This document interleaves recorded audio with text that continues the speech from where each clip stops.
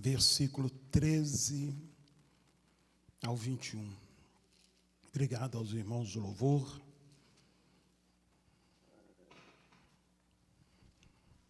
Quantos acharam aí? Diz assim a palavra de Deus. Evangelho de Mateus, capítulo 14, versículo 21. Verso 13 diz: Jesus, ouvindo isto, saiu dali num barco para um lugar deserto, à parte. E, sabendo disso, saiu das cidades o povo e o seguia a pé. Ao sair, Jesus viu uma grande multidão, cheio de grande compaixão para com ela, curou os seus enfermos. E chegada a tarde, os seus discípulos aproximaram-se dele e disseram: o lugar é deserto, e a hora já é avançada. Manda embora a multidão, para que vá pelas aldeias e compre comida para si. Jesus, porém, lhes disse: não é preciso que se retirem, dai-lhe vós de comer. Então ele lhes disseram: só temos aqui 5 pães e 2 peixes. E disse-lhes: trazei-os. E tendo ordenado que a multidão assentasse sobre a grama, partiu os 5 pães e 2 peixes, e erguendo os olhos ao céu, e os abençoou. E depois partiu os pães e deu-os aos discípulos, e os discípulos à multidão. Depois comeram e ficaram satisfeitos. Todos comeram e ficaram satisfeitos. E recolheram dos pedaços que sobraram, 12 cestos cheios. E todos que comeram foram cerca de 5.000 homens, além das mulheres e crianças. Amém?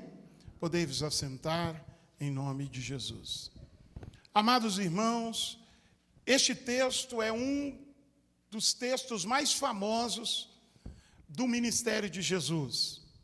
E este texto está presente dos 4 evangelhos, em 2 evangelhos sinóticos estão citados este acontecimento.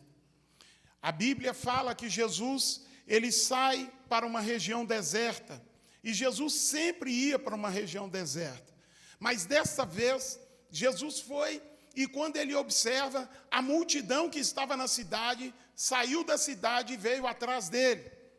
E a Bíblia diz que ao Jesus olhar aquela multidão o acompanhando, saindo da cidade e entrando para o deserto, e quem não sabe, Jerusalém está numa região desértica, tem o deserto da Judéia que cerca Jerusalém. Quando a multidão sai acompanhando Jesus para o deserto, a Bíblia diz que Jesus, ao olhar e ver a multidão, Jesus se compadece da multidão. Jesus tem compaixão daquele povo. Amados irmãos, a compaixão é algo que marca o ministério de Jesus em todos os momentos. Há quem diga que a força que levava Jesus a estar operando os milagres era motivada por um sentimento de compaixão. A compaixão é se colocar, é como a empatia, se colocar e sentir a dor do outro, é sentir pena, é sentir pesar pela falta, pela situação que o outro está passando. E quando nós vamos olhar Jesus no todo o seu ministério, a Bíblia diz que Jesus sempre, movido de compaixão, resolve curar. Movido de compaixão, Jesus ressuscita alguém. E aqui a Bíblia diz que Jesus se compadeceu da multidão. Certamente Jesus, ao olhar aquele povo, Jesus vê como eles eram um povo tão necessitado.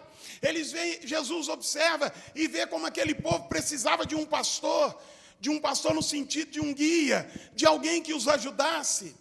E a Bíblia Sagrada diz que ele ao olhar e se compadecer, o verso 14 diz que Jesus se compadece e imediatamente Jesus cura todos os enfermos que estavam no meio da multidão. A compaixão nos leva a fazer algo que abençoa aquela pessoa. Por isso, o crente também tem que exercitar a sua compaixão. Eu tenho visto cristãos que são mais parecidos com carrascos, com verdugos, com carrascos, do que com alguém que se compadece. O princípio da compaixão e da misericórdia é o centro do Evangelho. E nós, irmãos, precisamos sempre lembrar, como pregamos na semana passada, as coisas que não podemos esquecer. É lembrar e não nos esquecermos que nós só vamos para o céu por um ato de compaixão e misericórdia da parte de Deus. Portanto, eu e você, sendo discípulo de Jesus, também temos que nos compadecer. Se nós olharmos ao redor, nós vamos ver situações, essas situações precisam mexer conosco como igreja, precisa nos incomodar. Nós vemos cada dia pessoas sofrendo, cada dia pessoas padecendo, isso precisa mexer conosco. Eu tenho visto cristãos que eles estão, sabe quando você machuca um lugar muitas vezes, e aquilo vai sendo lesionado, lesão após lesão, e quando cicatriza, você percebe que não há mais sensibilidade ali, a pele que nasce, ela não tem mais sensibilidade. Há muitos cristãos que isso aconteceu no coração, eles não sentem mais compaixão, eles não sentem mais misericórdia. A Bíblia Sagrada diz sobre a passagem, a parábola que Jesus conta aos seus discípulos, a fim de ensinar a eles a verdade plena do Evangelho, que é amar a Deus sobre todas as coisas e ao próximo como a si mesmo. Jesus prega uma parábola, conta uma parábola do bom samaritano. Aquela parábola tem como centro a compaixão. Jesus se compadecendo, mostrando que o bom samaritano se compadece da situação daquele desconhecido. A Bíblia diz que já havia passado ali antes do samaritano o sacerdote. O sacerdote era aquele que tinha íntima comunhão com Deus, porque o sacerdote é aquele que recebe dos homens e leva para Deus, é aquele que intercede diante de Deus para os homens. Então passa ali o sacerdote, de quem se esperava um ato de compaixão e de misericórdia pelo aquele homem que estava ferido no caminho. A Bíblia diz que o sacerdote passa ao largo, ele passa distante, insensível, não se compadece. Mas a Bíblia diz, Jesus conta que na parábola vem um homem que era um levita.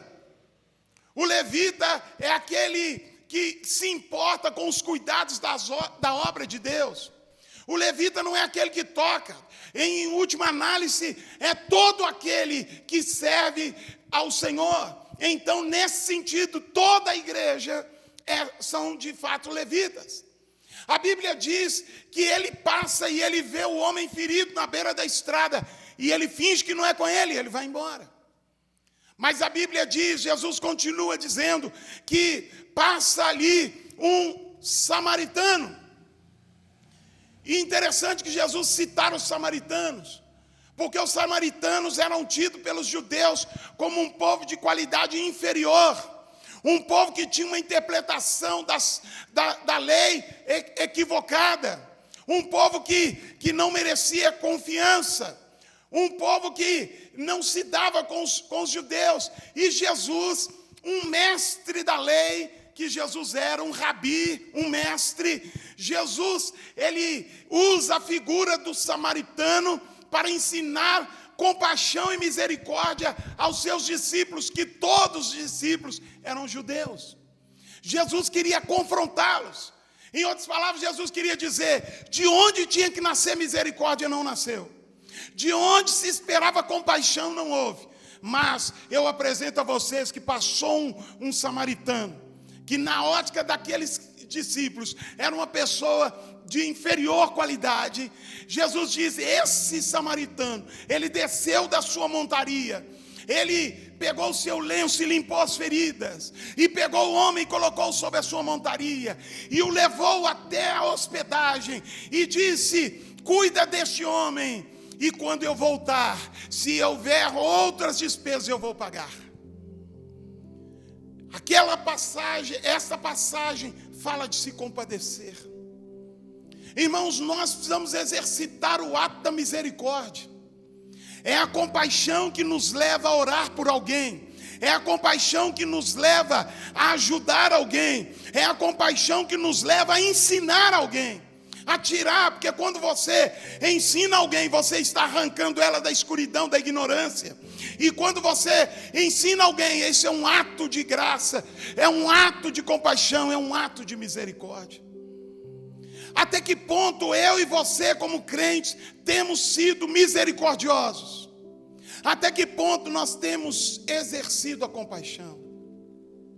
A nossa vida, salva em Cristo como está hoje, é fruto de um ato de compaixão. Verso 14: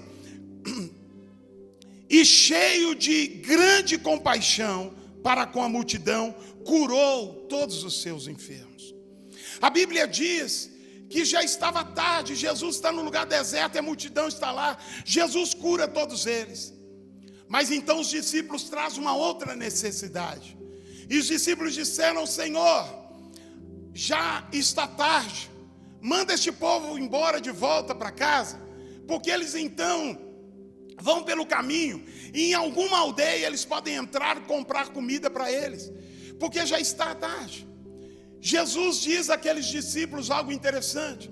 Jesus diz assim: disse-lhes, porém, Jesus, verso 16: não é preciso que eles vá embora, que eles se retirem, mas vocês, Jesus diz para os discípulos, vocês mesmos, dei a eles de comer. Entendeu por que o versículo 14 está falando de compaixão? Porque Jesus está dizendo para a igreja se compadecer e ajudar. Porque sempre vai haver uma multidão com necessidades, sempre vai haver alguém precisando de ajuda, sempre vai existir uma mão vazia esperando que a gente socorra. Jesus agora está dizendo: não manda eles embora para casa, mas vocês mesmos deem eles de comer. Interessante que quando a gente observa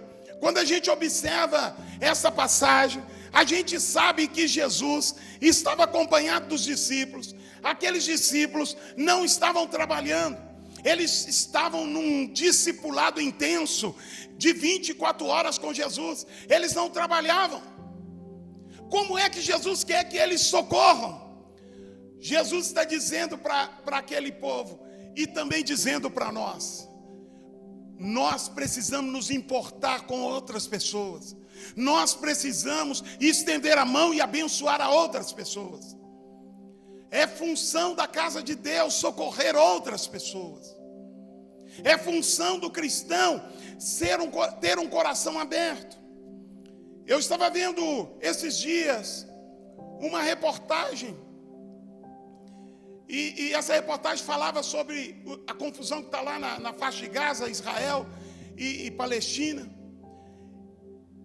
E um comentarista estava dizendo o seguinte: que enquanto o chefe do Hamas, que nem quem ataca não são os palestinos, é o Hamas que recebe dinheiro para destruir Israel, o povo da Palestina quer paz. Então aquele homem, enquanto dava ordens para que mais de 1000 foguetes em uma semana fossem jogados sobre a capital de Israel, fossem jogados sobre o território de Israel, neste mesmo momento Israel estava socorrendo a família daquele homem. E a sogra e a filha dele estavam num hospital de melhor qualidade em Tel Aviv, que é a capital de Israel. Por que eu estou citando isso? Poderia citar outros exemplos. Estou citando isso porque muitas vezes você vai estar sendo prejudicado por alguém. Muitas vezes alguém vai estar falando mal de você, mas mesmo assim tenha compaixão e socorra. Enquanto aquele homem dava ordens, olha, ataca aqui, ataca ali, manda foguete aqui, naquele mesmo momento, as equipes do exército de Israel socorriam a sogra e socorriam a filha do homem que é o chefe do Hamas. Enquanto o seu inimigo te ataca, você tem que sentir compaixão por ele. A igreja hoje em dia, ela não é, ou quando sempre, né? Mas hoje em dia cada vez fica mais evidente, a igreja não é benquista, Há pessoas que ameaçam igrejas, há governos que querem destruir o cristianismo, mas mesmo no meio dessa realidade, a igreja precisa ser misericordiosa e se compadecer. Jesus está dizendo para os discípulos: dá vocês mesmos de comer. A primeira comida que uma igreja pode dar às pessoas é a comida do Evangelho. A mais interessante ajuda que uma igreja pode fornecer a alguém é o pão vivo que desceu do céu. É falar ao perdido de Jesus. Nós já demos marmitex nas ruas. Eu tenho certeza que horas depois, ou um dia depois, aquela mesma pessoa que comeu o marmitex estava com fome. Mas quando nós damos a comida, que é Jesus, o pão vivo, aquela pessoa não terá mais fome. E se ela tiver fome, o próprio Jesus vai alimentá-la. Eu digo que a primeira maior necessidade da igreja é dar-lhes de comer a comida espiritual. O Senhor Jesus, o Evangelho, a palavra de Deus, o pão vivo que desceu do céu, a água viva. Aquele que bebe de Jesus nunca mais tornará a ter sede, mas dentro dele vai jorrar uma fonte, que vai jorrar para a vida eterna. Então a maior e primeira coisa, alimento que a igreja precisa dar é o pão vivo. Segundo, a igreja precisa dar o pão material, o pão físico. A igreja precisa se lembrar que há pessoas ao redor que precisam. E muitas vezes alguns até entendem, Deus quer que você como crente socorra um ou socorra outro, mas então nós transferimos isso para o colo da igreja, da instituição igreja. Mas que a gente possa ser misericordioso. O texto aqui continua dizendo que Jesus então resolver o problema. Primeiro ele cura, agora ele tem um outro problema na multidão. A multidão está com fome. Então Jesus resolve resolver o problema daquele povo. E aí entra aquilo que eu gostaria de falar rapidamente. Irmãos, Jesus ensina um princípio aqui, que é um princípio que precisa ser aplicado na nossa vida. Há um poder no Evangelho chamado poder de multiplicar. Isso é uma doutrina e um ensino que está inerente, está envolvido no Evangelho.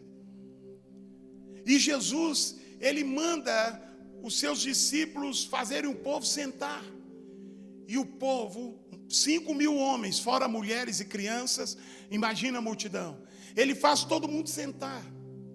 E nós vamos aprender com cada passo que Jesus faz a partir de agora neste texto, que há um princípio para que a multiplicação aconteça. Olha o que a Bíblia está dizendo aqui, verso 18.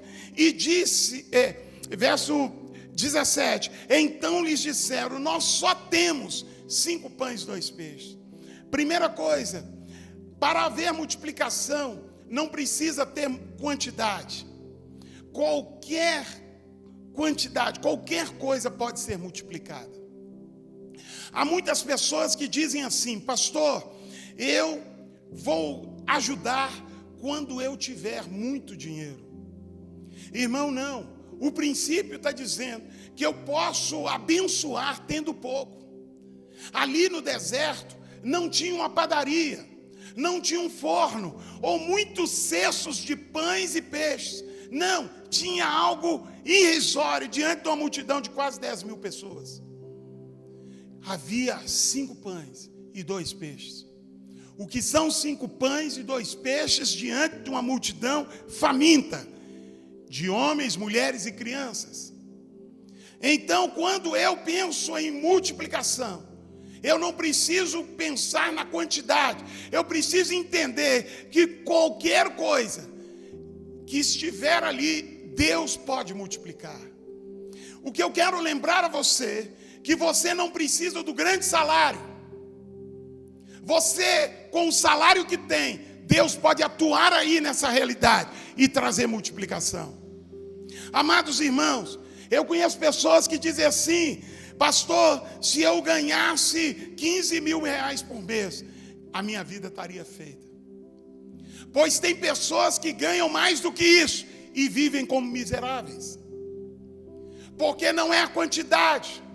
Você pode ter algo nas mãos, mas aquilo vai multiplicar dependendo de a quem você vai entregar. Olha o que o texto diz. Eles tinham 5 pães e 2 peixes. Mas o verso 18 diz que eles pegaram o pouquinho que tinha e eles colocaram na mão de Jesus. Então eu posso ter muito pouco, eu posso ganhar pouco, eu posso ter pouco, e independente de ser dinheiro, recursos, eu posso até ter pouco. Mas o que vai fazer a diferença é na mão de quem aquele pouco vai ser colocado.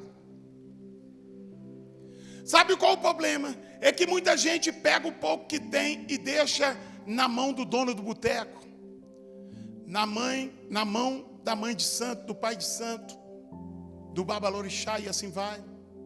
Há muitos que colocam em mãos que não vão multiplicar aquilo. Mas a Bíblia diz que os discípulos tinham ali 5 pães e 2 peixes. Mas aquilo só se multiplicou porque foi colocado na mão de Jesus. As suas finanças, os seus recursos estão sendo colocados na mão de quem? Quem é que tem tido a oportunidade de ter nas mãos as suas finanças? Há muitos que convertem o coração, mas não convertem o bolso. De muitos, Jesus é o Senhor, mas Jesus ainda não conquistou a sua vida financeira. Jesus tem que ser Senhor de todas as áreas da nossa vida, igreja. De todas as áreas. E falo isso com muita tranquilidade, irmãos. Porque eu também sou dizimista. Porque também sou ovelha de Jesus. Eu quero que você entenda que os 5 pães e 2 peixes só se multiplicou. Porque o verso 18 diz, Jesus disse, me dá aí então o que vocês têm. Eu vou multiplicar isso aí. Muitos estão precisando parar e colocar na mão do Senhor aquilo que de fato é para a mão do Senhor. A Bíblia diz mais, outro princípio. Primeiro princípio, aquilo que tem só se multiplica se estiver na mão do Senhor. Segunda coisa, verso 19. E tendo ele ordenado à multidão que se assentasse sobre a grama. Irmãos amados, no verso 19 e 20, nós vamos ver Jesus dar várias ordens. Se assenta sobre a grama. Agora, separa em grupos. No outro evangelho vai dizer, separa em grupos de 50. As ordens que Jesus vai dizendo antes de multiplicar mostram que só há multiplicação num ambiente organizado. Só há multiplicação num ambiente organizado. Irmãos, toda grande e boa empresa, ela só cresce se a casa estiver organizada. Por isso se paga grandes salários para os administradores, para os gerentes financeiros, para os gurus de ações, para os investidores, para aqueles que vão sanear dívidas, que vai tirar as perdas, porque só no ambiente onde há organização vai haver multiplicação. Muitas vezes nós queremos que Deus multiplique na nossa vida, mas as nossas finanças estão de cabeça para baixo. Nós ganhamos 100 e gastamos 1000.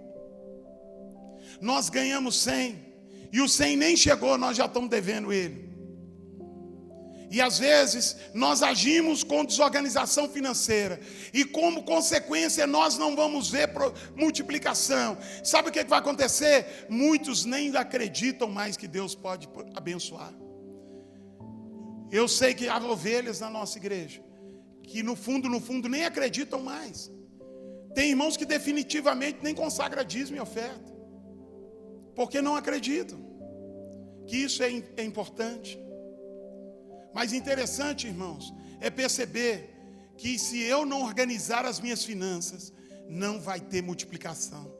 Você pode estar de jejum 24 horas por dia, não vai ter multiplicação. Você pode orar em nome de Jesus e não vai ter multiplicação, porque multiplicação só acontece num ambiente organizado. Jesus faz o povo assentar em grupos pequenos, vamos assentando aqui, e agora ele vai fazer a multiplicação. Verso 19 diz, e tendo ordenado que a multidão se assentasse sobre a grama, partiu 5 pães e 2 peixes. Irmãos amados, primeiro se organiza, depois Deus entra e multiplica. Organiza, saneia, cuide. Aonde estão escorrendo o desperdício. Saneia. Para de comprar aquilo, gastar o seu dinheiro naquilo que não pode satisfazer seu coração. A Bíblia diz lá em Isaías 56, a Bíblia diz que gastam o seu dinheiro naquilo que não é pão, naquilo que não pode satisfazer. Isso significa gastância, isso significa investir no vento, naquilo que não vai trazer nada. Nós precisamos, irmãos, organizar as nossas finanças. Eu fico olhando, eu estava dizendo para o meu filho ontem, nós estávamos numa avenida cheia de lojas, de carro, um tanto de loja bonita, cheia de carro, e nós trocando ideia ali um tempo, e eu falando com ele, filho, a maioria das pessoas, a maioria dos donos dessas empresas, provavelmente, porque eu não conheço eles, provavelmente são ímpios. Olha o patrimônio deles. Eles não confessam Jesus, eles não consagram dízimos e ofertas, provavelmente. Mas olha a multiplicação. Porque a multiplicação requer, irmãos, organização. Quando nós organizamos as nossas finanças, naturalmente já vai multiplicar. Mas quando nós estamos organizados e na presença de Deus, algo sobrenatural vai acontecer. Então eu e você, primeiro princípio, eu preciso pegar o que tem. Eu preciso estar colocando na mão daquele que vai multiplicar. Eu não estou dizendo que você vai pegar todos os seus recursos e colocar no altar. Eu não estou dizendo que você vai tirar aliança, vai pegar seu dinheiro da poupança e pôr aqui, não, meu irmão. Eu estou querendo dizer que você precisa reconhecer o altar como um lugar que vai consagrar tudo aquilo que você colocar lá. Amado irmão, segundo o princípio, organize a sua vida para Deus trazer multiplicação. E eu digo, irmãos, se preciso, seja radical, quebre o cartão de crédito. É difícil falar de cartão de crédito hoje, porque hoje o cartão de crédito está substituindo o dinheiro, né? E já vai substituir o dinheiro, né? Porque o dinheiro, a cédula vai sumir. Pode escrever isso aí. É questão de anos, aí some. Porque o dinheiro cada vez mais vai ser digital, virtual, né? Está vindo aí o real digital, né? Moeda digital do real. Irmãos, organize as suas finanças. Veja para onde está indo o seu dinheiro. Irmão, você quer ver uma coisa que a gente assusta? Soma quanto por ano você gasta com Netflix. Soma no final do ano quanto você vai gastar com lanches, com Coca-Cola, sanduíche, que todo mortal merece. É bom, é gostoso, né, irmão? Não estou dizendo que você é proibido, é pecado, não. Estou falando que isso existe porque é gostosinho para comer, né? É um fast food, vamos. Ok? Mas soma. Eu não estou dizendo que você vai se tornar um mesquinho e eu não vou comer, porque... Não, irmão, irmão, come, porque a vida passa rápido. Come aí. Mas o que eu quero dizer, quando você soma, quanto você gasta com determinadas coisas, ao final do ano você fica de boca aberta. Ali você vai entender para onde está indo a prosperidade, a multiplicação. Muitas vezes nós precisamos organizar e colocar diante de nós para a gente enxergar. Olha a torneira aberta ali. Irmãos, muitos têm como costume pagar a conta de água, luz e telefone atrasados. Não tem problema não, um jurinho só. Soma esse juro para o final do ano. O que eu quero mostrar é que antes de Jesus multiplicar, Ele criou primeiro um ambiente de organização. Organiza primeiro. Irmãos, uma das coisas que eu vivi lá atrás, com o meu pastor, que é meu pastor até hoje, nós não temos muita prosa junto, mas somos amigos, mas não, ele lá e eu cá, mas eu ainda onde vou. O meu pastor me ensinou uma coisa, a mim e a minha esposa. Nós estávamos passando muito aperto financeiro, devendo aqui e acolá. E ele foi na nossa casa e falou assim: coloca todos os carnês em cima da mesa, põe todas as contas em cima da mesa. Ô mesa que ficou cheia. E ele começou a ensinar isso para nós.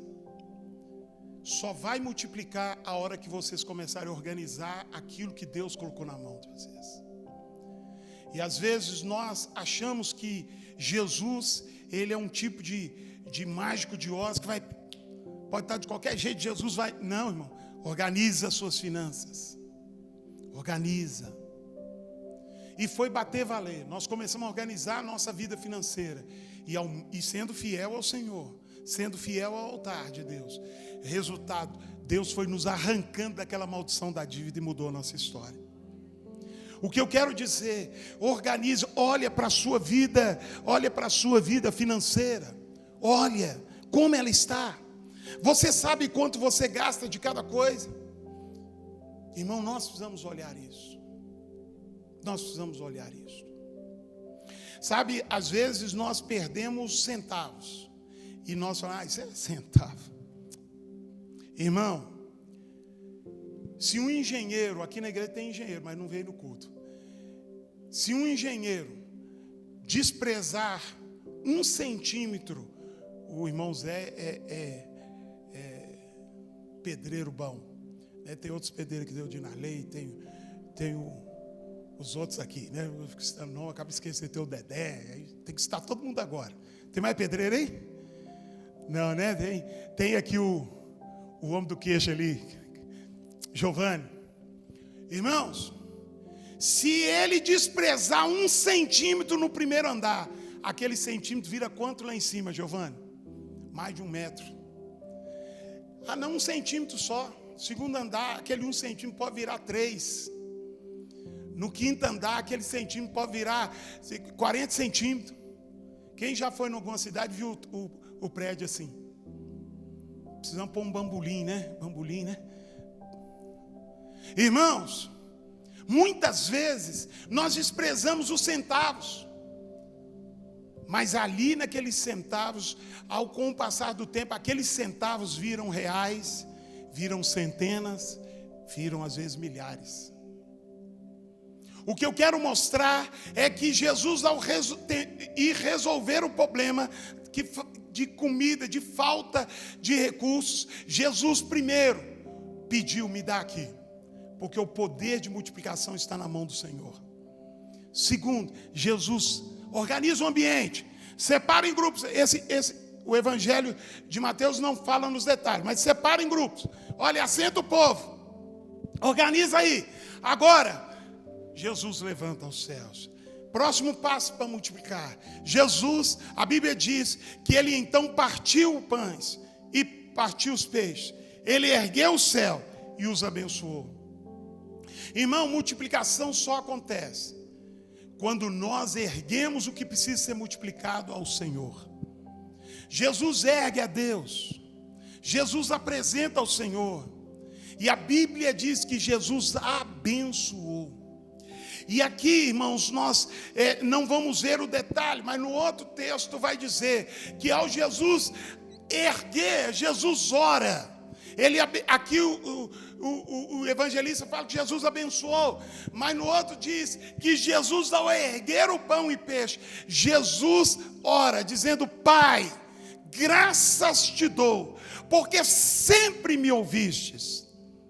Mas digo isso por causa daqueles que me ouvem agora. Jesus estava orando propositalmente daquela maneira para servir de testemunho para aqueles que ali estavam.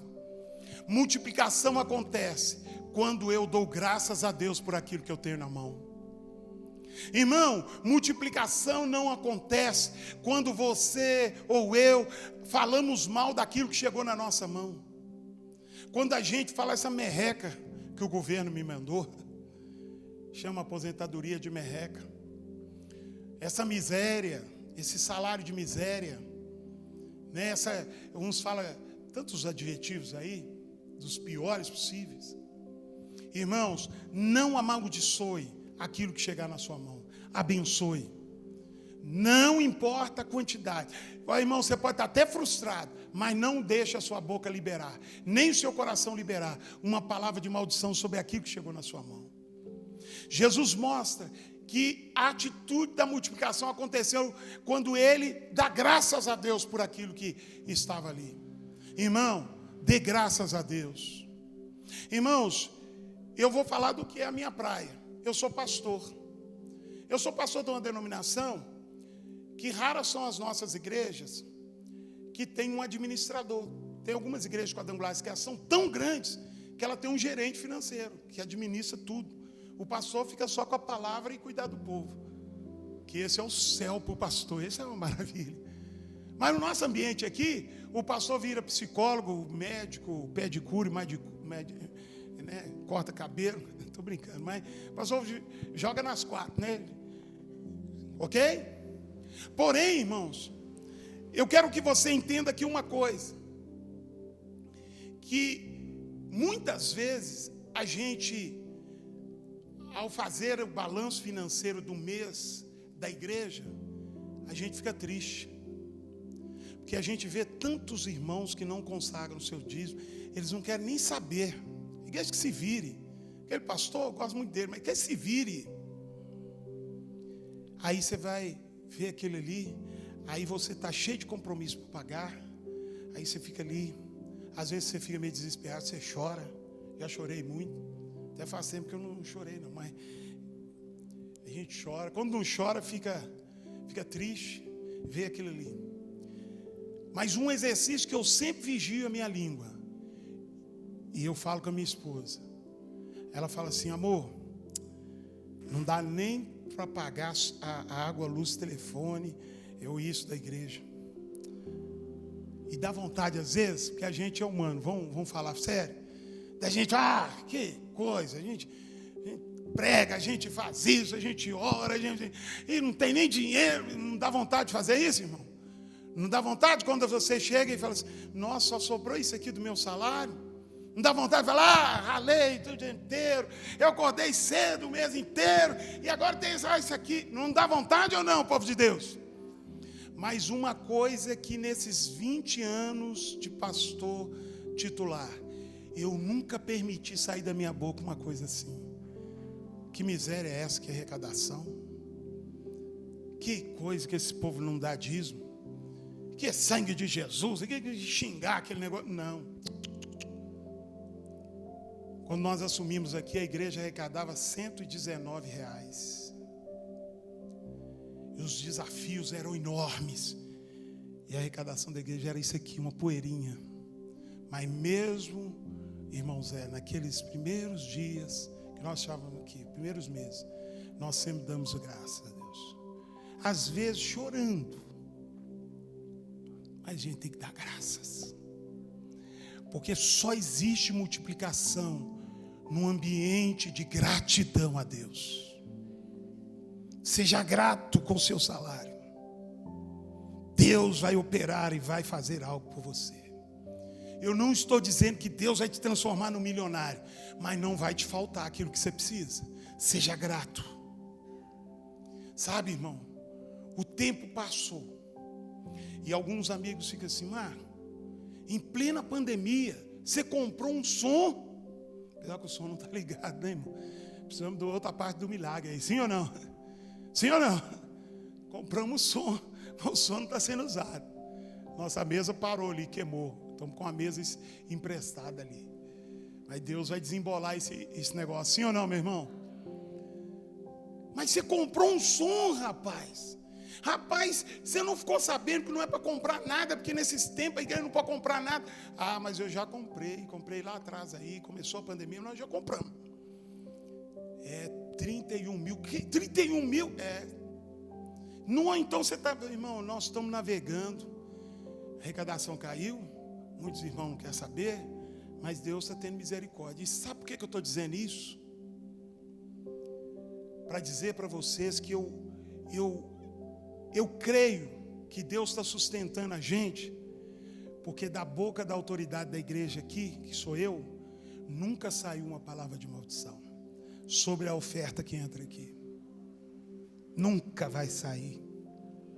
Nunca, porque eu sei que Deus honra quando nós somos gratos a Ele.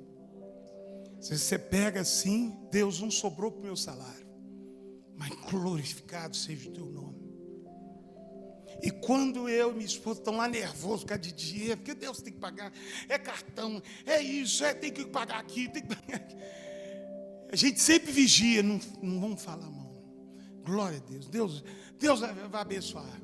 E sai nervoso, e sai para lá, e sai para... mas não amaldiçoe jamais aquilo que Deus te dá.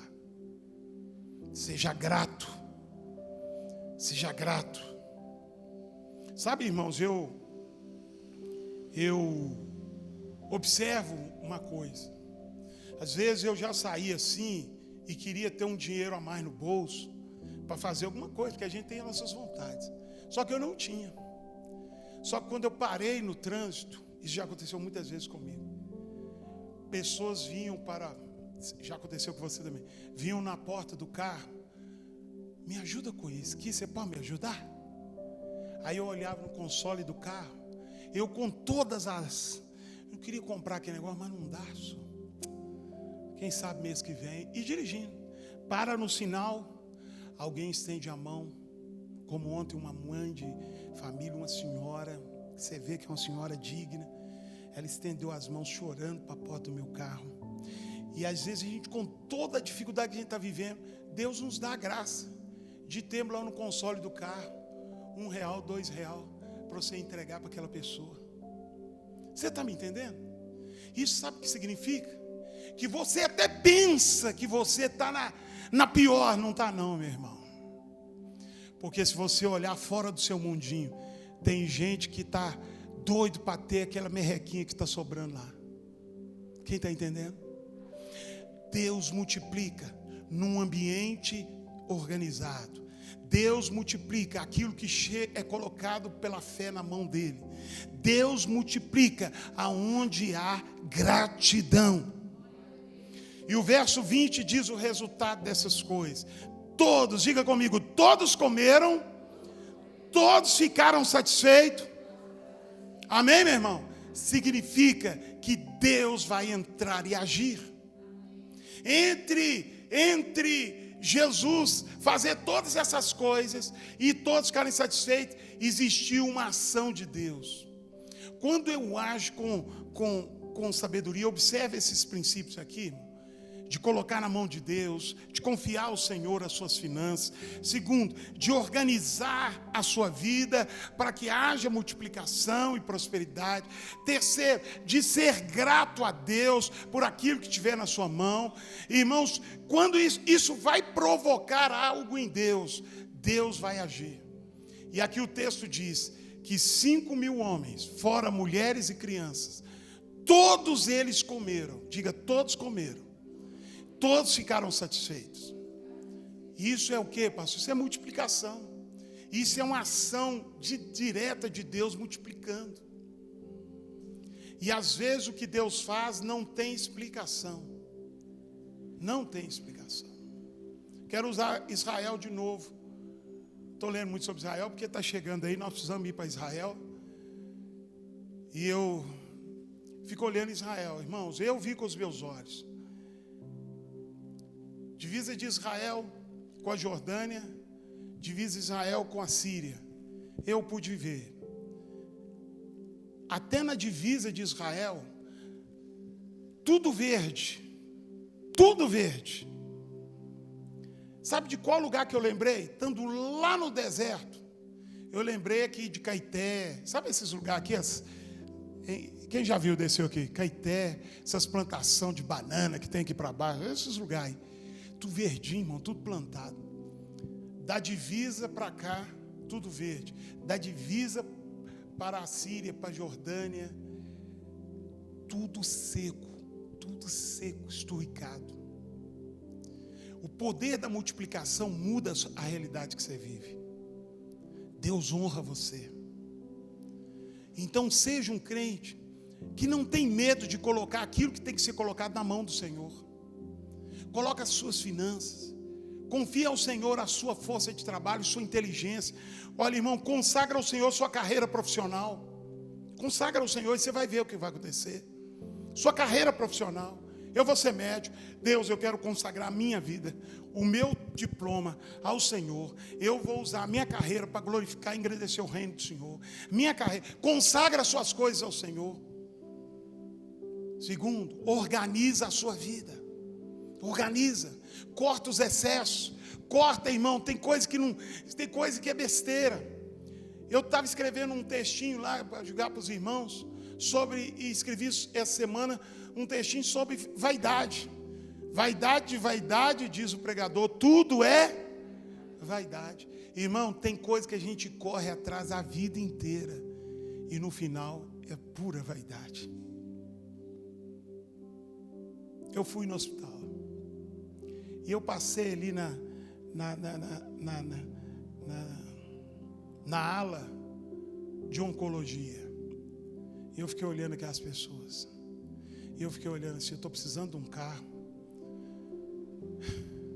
Mas o carro não vale nada, nem se fosse o carro de R$1 milhão.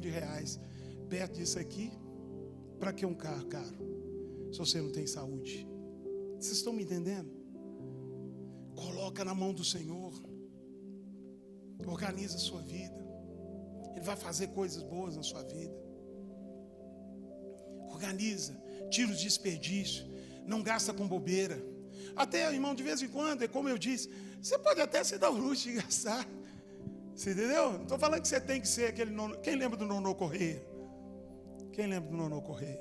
Ninguém? É os noveleiros aí. Os noveleiros. Sei, Jesus da glória. Estou brincando, irmão. Estou liberto dessa Globo prateada aí. Irmão, não estou dizendo que você tem que ser munheca de samambaia, mas que você precisa vigiar naquilo que você compra. Tem gente que fica brigando comigo. Irmão, eu fui na loja, eu falei que eu fui na loja, né, com o meu menino, estávamos esperando resolver um negócio. Nós estávamos num negócio que só tinha loja, né, Mateusão? Aí eu falei assim, Mateus, vamos andar ali.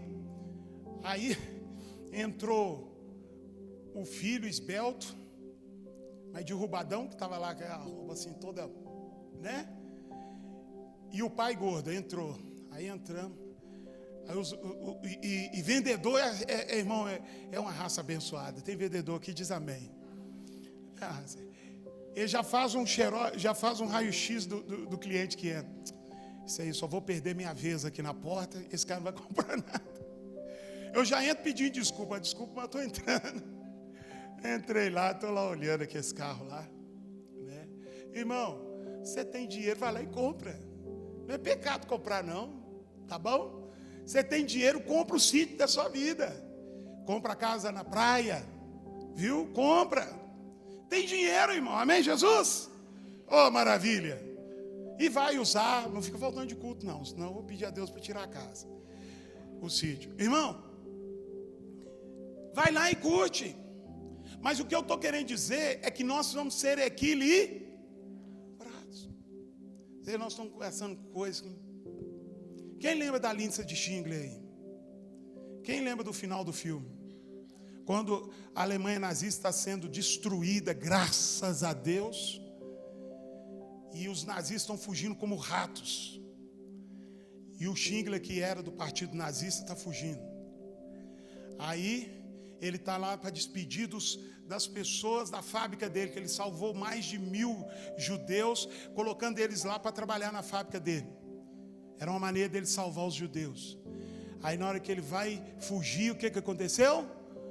Eles chegam lá e vão lá agradecer aquele homem. Quem lembra dessa cena? Eles vão agradecer a ele, porque eles deviam a ele a vida deles. E ele agora tem que fugir, porque ele era um alemão nazista. Aí quando aquele auxiliar dele fala assim, olha, o senhor pode salvar todas essas vidas aqui, trazendo para trabalhar na sua fábrica. Ele vai e fala assim, aí ele olha para o carro dele e fala assim, mas e esse carro? Se eu tivesse vendido ele, eu poderia ter contratado mais tanto, salvado mais tantas vidas. É isso que eu estou falando. Às vezes nós estamos gastando com coisa, irmão, que não vai fazer diferença nenhuma na eternidade. Pode gastar, não tem problema, mas não vai fazer diferença nenhuma. Isso é a vaidade. Esse filme é clássico. Leia, assista o filme. Eu só assisto filme de guerra, né? Então esse é um filme bom para você assistir. Irmão, e ele fala assim, eu poderia ter salvado mais tantos. Aí ele tira o anel, e com esse aqui eu poderia ter salvado mais tantas vidas. E com isso, aí a gente percebe que às vezes está investindo em coisas que é vento, irmão. Feche seus olhos. Já atrasei o culto todo. Querido e bondoso Senhor, Deus, que esta palavra permaneça no coração e na vida da tua igreja. Que isso permaneça no coração e na vida de toda a sua igreja. Guarda esses princípios e que todos possam ter a alegria de consagrar a sua vida e tudo que eles têm ao Senhor. E que eles possam experimentar daquilo que aqui foi pregado. Multiplicação na vida deles. Em nome de Jesus. Abre os seus olhos. O diaconato vai colocar na sua mão um envelope de dízimo e oferta.